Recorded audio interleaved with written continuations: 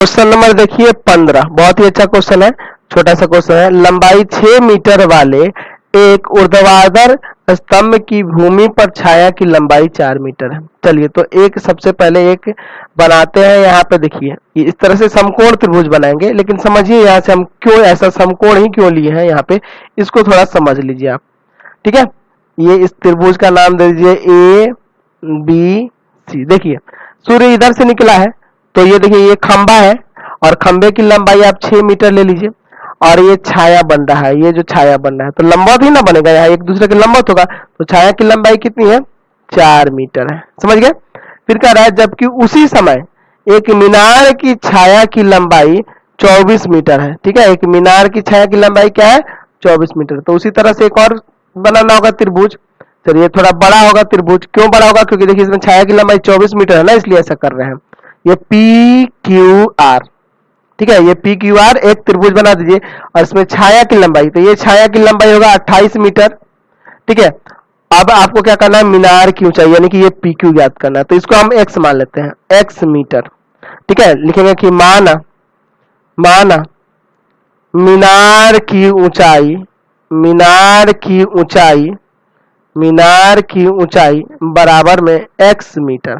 ठीक है, अब देखिए पहले ही बात कि ये दोनों त्रिभुज जो है समरूप आपको दिखाने होंगे, तब इनके संगत भुजा का अनुपात आप बराबर दिखा सकते हैं। तो ये बहुत ही सिंपल बात है। आप लीजिए त्रिभुज ए बी सी और दूसरा त्रिभुज ले लीजिए त्रिभुज पी क्यू आर में। ठीक है, इन दोनों में ए बी सी और ये पी क्यू आर में ध्यान से देखेंगे। चलिए यहाँ एंगल ए एंगल पी के बराबर लिख सकते हैं। आप सोच रहे होंगे कि सर ये एंगल क्यों बराबर किए, आप एंगल ए एंगल पी के बराबर क्यों किए, क्योंकि देखिए सूर्य जो है, सूर्य यहाँ पे है और सूर्य का प्रकाश दोनों पे पड़ रहा है, और एक ही स्थान पर ये दोनों है, ये खंभा और मीनार दोनों एक ही स्थान पे है, तो ये कोण समान होंगे। तो यहाँ लिख सकते हैं कि सूर्य द्वारा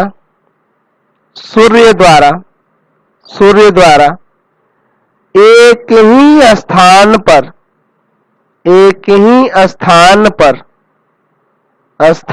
पर बने कोण, तो जो सन का एंगल होगा एक ही स्थान पे, वो तो सेम होगा ना, सन की रोशनी का जो एंगल होगा वो तो एक ही स्थान पे दोनों जगह सेम होगा, यानी कि एंगल ए बराबर एंगल पी।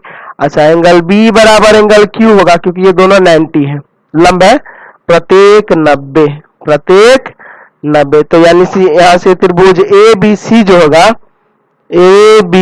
जो होगा वो समरूप हो जाएगा त्रिभुज पी क्यू आर के एंगल समरूपता से, एंगल समरूपता। तो अक्सर आपके टीचर क्या करते हैं, डायरेक्ट फिगर बना के अब भाग कर देते हैं कि इतना बटा इतना, इतना बटा इतना, और सॉल्व कर देते हैं। लेकिन आप पहले समरूप दिखाइएगा तब ना आप उसको करिएगा, तो पहले समरूप दिखाना ही जरूरी होता है। अब यहां लिखेंगे कि दो समरूप त्रिभुजों के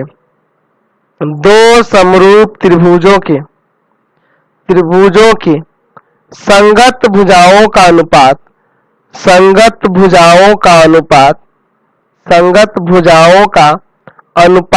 बराबर होता